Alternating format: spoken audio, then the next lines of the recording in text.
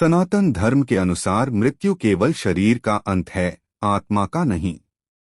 आत्मा को अजर, अमर और अविनाशी माना गया है, जो कभी नष्ट नहीं होती।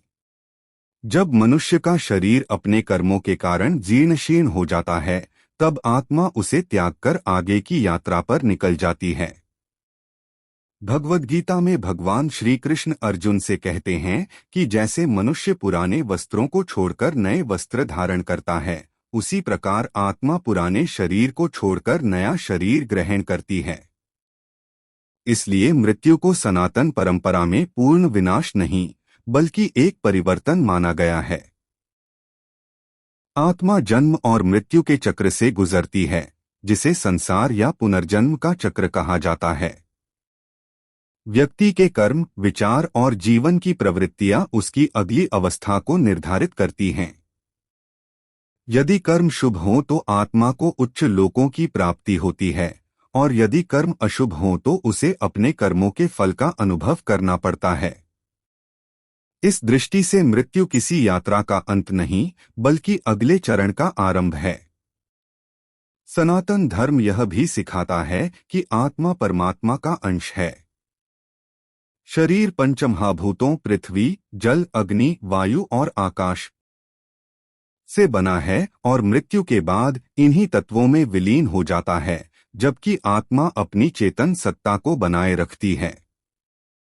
यही कारण है कि अंतिम संस्कार, श्राद्ध और तर्पण जैसी परंपराएं आत्मा की शांति और उसकी मंगलमय यात्रा के लिए की जाती हैं। इस ज्ञान का सबसे गहरा संदेश यह है कि मनुष्य को केवल शरीर के सुखों में नहीं उलझना चाहिए, बल्कि ऐसे कर्म करने चाहिए जो आत्मा को शुद्ध और उन्नत बनाएं। सत्य, करुणा, सेवा, भक्ति और धर्म का पालन आत्मा की प्रगति का मार्ग माना गया है। जब यह समझ आ जाती है कि आत्मा अमर है, तब मृत्यु का भय कम होने लगता है और जीवन का वास्तविक उद्देश्य आध्यात्मिक उन्नति और परम सत्य की प्राप्ति स्पष्ट होने लगता है। सनातन धर्म के अनुसार मृत्यु केवल स्थूल शरीर का अंत है, आत्मा का नहीं। आत्मा को शाश्वत, अविनाशी और अमर माना गया है, जो न कभी जन्म लेती है और न कभी नष्ट होती है। भगवद गीता में भगवान श्री कृष्ण अर्जुन से कहते हैं कि जैसे मनुष्य पुराने वस्त्र त्याग कर नए वस्त्र धारण करता है, उसी प्रकार आत्मा भी पुराने शरीर को छोड़कर नया शरीर ग्रहण करती है। इसलिए मृत्यु को सनातन परंपरा में पूर्ण समाप्ति नहीं, बल्कि एक परिवर्तन या यात्रा का अगला चरण माना गया है। शरीर पंचमहाभूतों पृथ्वी, जल, अग्नि, वायु और आकाश से बना है और मृत्यु के बाद इन्हीं तत्वों में विलीन हो जाता है, जबकि आत्मा अपने कर्मों के अनुसार आगे की यात्रा करती है। उपनिषदों और वेदांत के अनुसार आत्मा मूलतः परमात्मा का अंश है और उसका अंतिम लक्ष्य जन्म-मरण के चक्र से मुक्त होकर परम सत्य में स्थित होना है। यही कारण है कि सनातन धर्म में मृत्यु को भय का विषय नहीं, बल्कि आत्मा की निरंतर यात्रा का एक महत्वपूर्ण पड़ाव माना गया है, जो मनुष्य को यह स्मरण कराता है कि संसार की भौतिक वस्तुएं नश्वर हैं, पर आत्मा और उसके कर्मों का प्रभाव अनंत तक बना रहता है। भगवद गीता के 2वें अध्याय में भगवान श्री कृष्ण अर्जुन को आत्मा का वास्तविक स्वरूप समझाते हुए कहते हैं कि आत्मा न कभी जन्म लेती है और न कभी मरती है। वह शाश्वत, नित्य, अविनाशी और सनातन है। शरीर का जन्म होता है, वह समय के साथ वृद्ध होता है और अंततः नष्ट हो जाता है, लेकिन आत्मा इन सभी परिवर्तनों से परे रहती है। श्री कृष्ण कहते हैं कि जैसे मनुष्य पुराने और जीर्ण वस्त्रों को त्याग कर नए वस्त्र धारण कर लेता है, उसी प्रकार आत्मा भी पुराने शरीर को छोड़कर कर्मों के अनुसार नया शरीर ग्रहण करती है। इसलिए मृत्यु वास्तव में आत्मा का अंत नहीं, बल्कि केवल शरीर का परिवर्तन है। भगवान श्री कृष्ण यह भी बताते हैं कि आत्मा को कोई शस्त्र काट नहीं सकता, अग्नि जला नहीं सकती, जल भिगो नहीं सकता और वायु सुखा नहीं सकती। इसका अर्थ यह है कि आत्मा किसी भी भौतिक तत्व से प्रभावित नहीं होती। वह चेतना का शुद्ध स्वरूप है जो परमात्मा का अंश मानी जाती है। इसी कारण सनातन धर्म में मृत्यु को पूर्ण विनाश नहीं बल्कि एक नई यात्रा की शुरुआत माना गया है, जहां आत्मा अपने संचित कर्मों के अनुसार अगली अवस्था या नया जन्म प्राप्त करती है। यही ज्ञान अर्जुन के मोह को दूर करने के लिए दिया गया था, ताकि वह समझ सके कि जिस शरीर के नष्ट होने का शोक वह कर रहा है वह नश्वर है, जबकि आत्मा सदा विद्यमान रहती है। इस शिक्षा का गहरा संदेश यह है कि मनुष्य को केवल शरीर और सांसारिक सुखों तक सीमित नहीं रहना चाहिए, बल्कि ऐसे कर्म करने चाहिए जो आत्मा की उन्नति और अंतः मोक्ष की प्राप्ति में सहायक हों। आत्मा की अमरता का यह सिद्धांत सनातन धर्म की सबसे महत्वपूर्ण आध्यात्मिक शिक्षाओं में से एक माना जाता है। सनातन धर्म के अनेक ग्रंथों और परंपराओं के अनुसार शरीर छोड़ने के बाद आत्मा का तुरंत नया जन्म हो जाना आवश्यक नहीं माना जाता। कई परंपराओं में यह वर्णन मिलता है कि आत्मा अपने संचित कर्मों के अनुसार एक सूक्ष्म अवस्था से गुजरती है, जहां वह स्थूल शरीर से मुक्त होकर सूक्ष्म शरीर के साथ अपनी आगे की यात्रा जारी रखती है। इस अवस्था का स्वरूप विभिन्न ग्रंथों जैसे गरुड़ पुराण, कुछ पुराणों और स्मृति ग्रंथों में अलग अलग प्रकार से वर्णित है। इसलिए इन विवरणों को सभी हिंदू परंपराओं का एक समान मत नहीं, बल्कि विशिष्ट धार्मिक व्याख्याओं के रूप में समझना चाहिए। इन्हीं परंपराओं में यह भी कहा गया है कि इस सूक्ष्म अवस्था में आत्मा द्वारा अनुभव की जाने वाली भूख और प्यास सामान्य शारीरिक भूख प्यास जैसी नहीं होती, क्योंकि उसके पास भोजन करने वाला स्थूल शरीर नहीं होता। इसे प्रतीकात्मक या सूक्ष्म तृप्ति की आवश्यकता के रूप में समझाया जाता है। इसी संदर्भ में श्राद्ध, तर्पण और पिंडदान जैसी परंपराओं का उल्लेख मिलता है, जिनके माध्यम से श्रद्धापूर्वक किए गए कर्म आत्मा की शांति और तृप्ति के लिए समर्पित माने जाते हैं। इन कर्मों का उद्देश्य केवल धार्मिक अनुष्ठान करना नहीं, बल्कि पूर्वजों के प्रति कृतज्ञता, सम्मान और प्रार्थना व्यक्त करना भी है। अंततः सनातन धर्म का मुख्य संदेश यह है कि मृत्यु के बाद आत्मा की यात्रा उसके कर्मों से प्रभावित होती है। इसलिए मनुष्य को जीवन में सत्य, धर्म, करुणा, सेवा, भक्ति और सदाचार का पालन करना चाहिए। यही शुभ कर्म आत्मा की आगे की यात्रा को मंगलमय बनाने वाले माने गए हैं। गरुड़ पुराण के अनुसार मृत्यु के बाद आत्मा सामान्य मनुष्य की तरह अन्न या जल का सेवन नहीं करती, क्योंकि उसके पास स्थूल शरीर नहीं रहता। वहां वर्णन मिलता है कि शरीर त्यागने के बाद आत्मा सूक्ष्म शरीर के साथ अपनी यात्रा करती है, इसलिए उसकी तृप्ति भी स्थूल भोजन से नहीं बल्कि सूक्ष्म रूप में मानी जाती है। इसी कारण सनातन परंपरा में श्राद्ध, तर्पण और पिंडदान जैसे धार्मिक कर्मों का विशेष महत्व बताया गया है। धार्मिक मान्यता के अनुसार श्रद्धा, मंत्र और संकल्प के साथ अर्पित किए गए पिंड, तिल, जल और अन्न का सूक्ष्म पुण्यफल आत्मा तक पहुंचता है और उसे तृप्ति तथा शांति प्रदान करता है। यह तृप्ति भौतिक भोजन की नहीं बल्कि आध्यात्मिक और सूक्ष्म संतोष की प्रतीक मानी जाती है। गरुड़ पुराण में यह भी वर्णन मिलता है कि मृत्यु के बाद आत्मा की यात्रा उसके कर्मों के अनुसार होती है। यदि जीवन में धर्म, सत्य और सदाचार का पालन किया गया हो तो यह यात्रा अपेक्षाकृत शुभ और शांत मानी जाती है। वहीं अधर्म और पाप कर्म करने वाले जीवों के लिए कठिन अनुभवों का वर्णन भी मिलता है। इसलिए इस ग्रंथ का उद्देश्य केवल मृत्यु के बाद की घटनाओं का वर्णन करना नहीं, बल्कि मनुष्य को यह शिक्षा देना भी है कि जीवन में अच्छे कर्म, ईश्वर भक्ति, दान, सेवा और धर्माचरण ही आत्मा के वास्तविक सहायक हैं। ध्यान देने योग्य बात यह है कि गरुड़ पुराण के ये विवरण धार्मिक आस्था और परंपरा पर आधारित हैं और विभिन्न हिंदू संप्रदायों में इनकी व्याख्या अलग अलग रूप में की जाती है। सनातन धर्म की अनेक परंपराओं, विशेषकर गरुड़ पुराण और कुछ अन्य धार्मिक ग्रंथों के वर्णनों के अनुसार मृत्यु के बाद आत्मा के पास स्थूल भौतिक शरीर नहीं रहता, इसलिए वह जीवित मनुष्य की तरह अन्न, जल या अन्य पदार्थों का सेवन नहीं कर सकती। स्थूल शरीर के अभाव में आत्मा की यात्रा सूक्ष्म शरीर के माध्यम से आगे बढ़ती है। इस कारण उसकी आवश्यकताओं और अनुभवों का स्वरूप भी भौतिक नहीं बल्कि सूक्ष्म माना जाता है। धार्मिक मान्यता है कि इस अवस्था में आत्मा की तृप्ति भोजन के भौतिक रूप से नहीं बल्कि श्रद्धा, संकल्प, मंत्रों और पुण्य कर्मों से उत्पन्न होने वाली सूक्ष्म आध्यात्मिक ऊर्जा से होती है। यही कारण है कि श्राद्ध, तर्पण और पिंडदान जैसी परंपराओं को पूर्वजों की शांति और तृप्ति के लिए महत्वपूर्ण माना गया है। इन अनुष्ठानों का मूल भाव केवल भोजन अर्पित करना नहीं बल्कि श्रद्धा, कृतज्ञता और पूर्वजों के कल्याण की प्रार्थना करना है।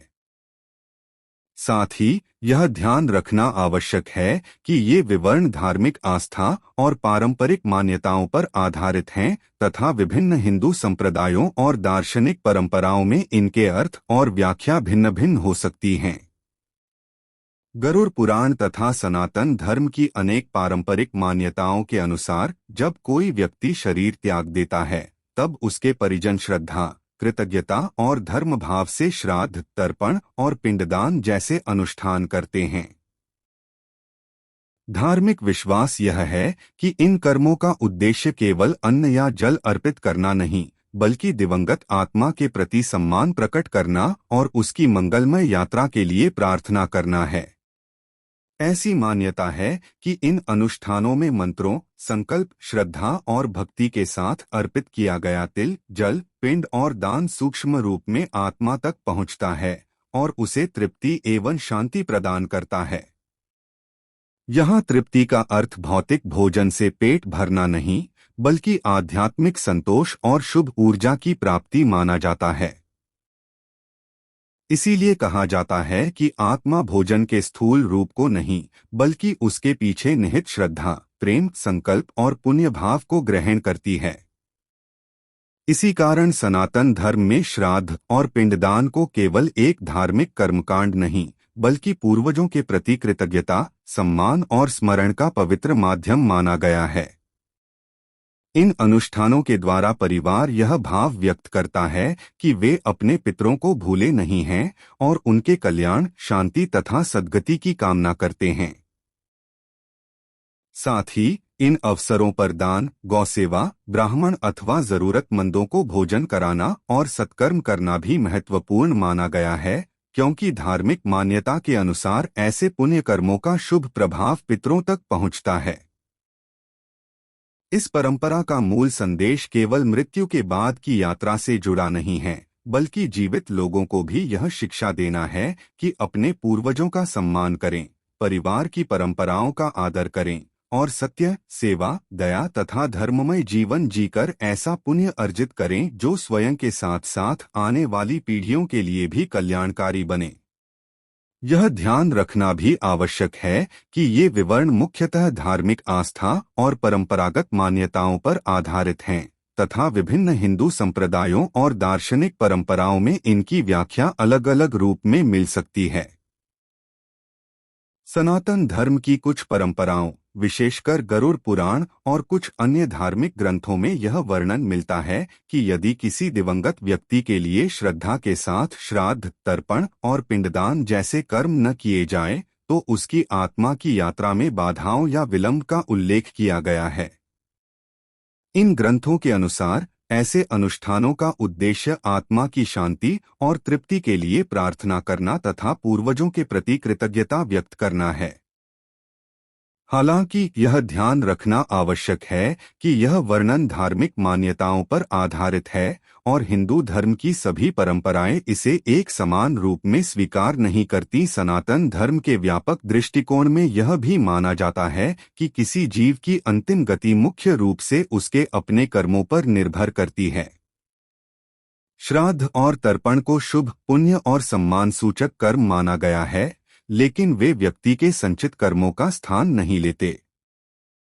कई आचार्य यह भी बताते हैं कि यदि किसी कारणवश श्राद्ध न हो सके तो ईश्वर का स्मरण, दान, सेवा, जप, प्रार्थना और दिवंगत के नाम से किए गए सत्कर्म भी पुण्यदायक माने जाते हैं। इसी कारण श्राद्ध का मूल उद्देश्य केवल किसी भय या दंड से बचना नहीं, बल्कि अपने माता पिता और पूर्वजों के प्रति श्रद्धा, कृतज्ञता और सम्मान प्रकट करना है। यह परंपरा हमें यह भी सिखाती है कि हम अपने पितरों का स्मरण करें, उनके आदर्शों का पालन करें और धर्म, सत्य, करुणा तथा सेवा के मार्ग पर चलें। सनातन संस्कृति में श्राद्ध का वास्तविक भाव बाहरी कर्मकांड से अधिक आंतरिक श्रद्धा और सद्भावना को महत्व देना है। इसलिए इन धार्मिक परंपराओं को समझते समय उनके आध्यात्मिक संदेश और विभिन्न परंपराओं में मौजूद भिन्न भिन्न व्याख्याओं का भी सम्मान करना चाहिए। सनातन धर्म के अनुसार आत्मा की वास्तविक तृप्ति केवल भौतिक वस्तुओं या भोजन से नहीं होती, बल्कि सत्कर्म, श्रद्धा, भक्ति, धर्म और ईश्वर के स्मरण से होती है। धार्मिक परंपराओं में माना जाता है कि जब परिवारजन अपने पूर्वजों के नाम से दान पुण्य करते हैं, जरूरतमंदों की सहायता करते हैं, गौसेवा, अन्नदान, जप, तप, पूजा और यज्ञ जैसे शुभ कार्य करते हैं, तो उनके द्वारा अर्जित पुण्य का शुभ फल दिवंगत आत्मा के कल्याण के लिए समर्पित किया जा सकता है। श्राद्ध और तर्पण का भी मूल उद्देश्य यही है कि श्रद्धा और कृतज्ञता के भाव से पूर्वजों की शांति और सद्गति की कामना की जाए। यहाँ सबसे महत्वपूर्ण बात बाहरी अनुष्ठान नहीं, बल्कि उनके पीछे की निष्काम भावना, प्रेम और श्रद्धा मानी जाती है। सनातन दर्शन यह भी सिखाता है कि आत्मा परमात्मा का अंश है, इसलिए उसकी सर्वोच्च तृप्ति अंततः परमात्मा से जुड़ने में ही है। भगवान का नामस्मरण, भक्ति, सत्य का पालन, करुणा, सेवा, क्षमा और धर्ममय जीवन आत्मा को आंतरिक शांति प्रदान करते हैं। यही कारण है कि संत महात्मा बार बार कहते हैं कि मनुष्य का सबसे बड़ा धन उसका सदाचार और उसके शुभ कर्म हैं। जब कोई व्यक्ति अपने जीवन में ईमानदारी, दया, परोपकार और आध्यात्मिक साधना को अपनाता है, तो वह केवल अपने लिए ही नहीं, बल्कि अपने परिवार और पूर्वजों के लिए भी पुण्य का कारण बनता है। इस प्रकार सनातन धर्म का संदेश यह है कि आत्मा की सबसे बड़ी तृप्ति न तो भौतिक सुखों में है और न ही केवल बाहरी कर्मकांडों में, बल्कि ईश्वर भक्ति, शुभ कर्म, निष्काम सेवा और आत्मिक शुद्धि में है।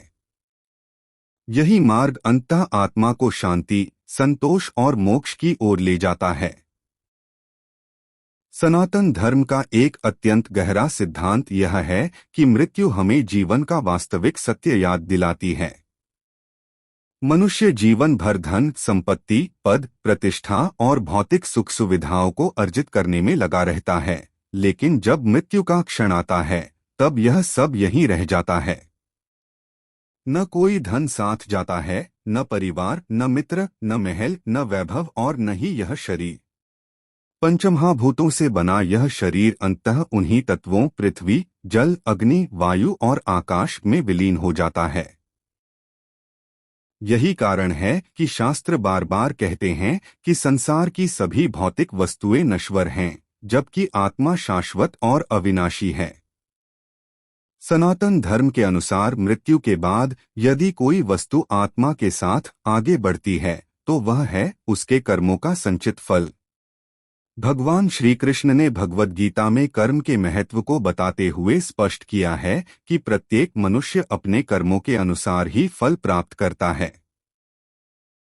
अच्छे कर्म आत्मा की यात्रा को प्रकाशमय और शुभ बनाते हैं, जबकि अधर्म, हिंसा, छल, लोभ और पाप कर्म आत्मा को कष्टदायक परिस्थितियों की ओर ले जा सकते हैं।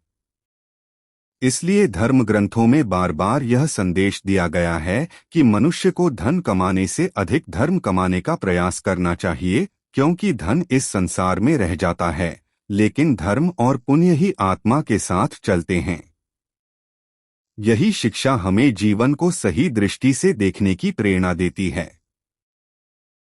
यदि मनुष्य सत्य, करुणा, दया, सेवा, ईमानदारी, भक्ति और परोपकार का जीवन जीता है, तो वही उसके जीवन की सबसे बड़ी कमाई बन जाती है।